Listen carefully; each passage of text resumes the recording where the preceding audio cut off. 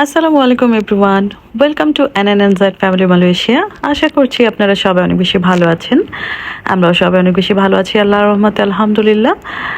সেই সাথে আপনাদের দোয়া তো আছে। ভিডিও শুরুতে এত মজাদার খাবারের ক্লিপ দেখেই নিশ্চয়ই বুঝতে পারছেন আজকের ভিডিওটা অনেক বেশি মজাদার হতে চলেছে। তো সকালে নাস্তা কিংবা বিকালের নাস্তা অথবা বাচ্চাদের টিফিনের জন্যই হোক, খুব বেশি চিন্তা কাজ করে কি বানাবো। তো দেখেন, আমি এত মজাদার একটা রেসিপি আপনাদের সাথে আজকে শেয়ার করতে যাচ্ছি। দেখেন ভেতরটা কেমন চিজি এবং উপরেটা অনেক ক্রিস্পি, দেখেই মনে হচ্ছে না অনেক মজাদার। আসলে এটা অনেক মজাদার খেতে। তো আমার বাসায় আমার বাচ্চা, আমার হাজব্যান্ড সবাই এটা খুব বেশি পছন্দ করে। তো এটা বানাতে খুব সাধারণ কিছু উপকরণই লাগে, অনেক বেশি কিছু লাগে না, যেগুলো সবার বাসায় সচরাচর থাকে। তো দেখা যাক আজকে আমি এটা কীভাবে তৈরি করছি, আপনাদের সাথে শেয়ার করতে যাচ্ছি। তো পুরো ভিডিওটা দেখতে হবে।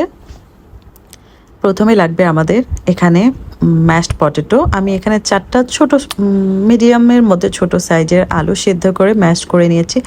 তারপরে দিয়ে দিয়েছি গরম মশলা গুঁড়া, শুকনো মরিচের গুঁড়া, লবণ, কর্নফ্লাওয়ার দিয়ে দিচ্ছি আমি 2 টেবিল চামচের মতো। আর দিয়ে দেব 1 টেবিল চামচ বা তার থেকে একটু বেশি ময়দা। দিয়ে দিচ্ছি গোলমরিচ।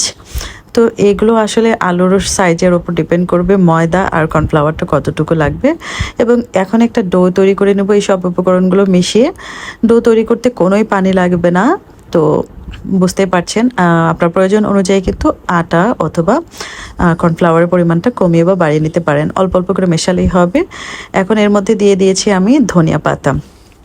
আর লাগবে হচ্ছে চিজ, মজারেলা চিজ। আমার বাসায় এই চিজটা ছিল, এই চিজটাই আমি দিচ্ছি।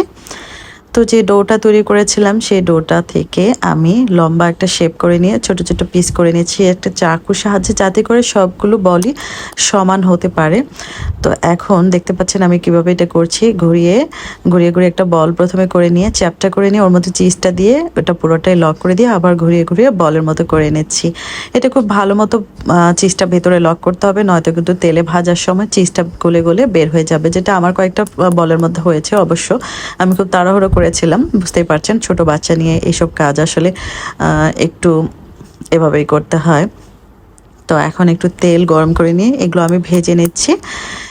ভাজতে ভাজতে কালারটা চেঞ্জ হতে থাকবে। আপনারা যেরকম খেতে চান সেভাবে কালারটা আনলেই হবে, অনেক বেশি ভাজার দরকার নেই। অনেক বেশি ভাজতে গেলে আলুটা নরম হয়ে যাবে। তো মোটামুটি ক্রিস্পি হলেই হবে।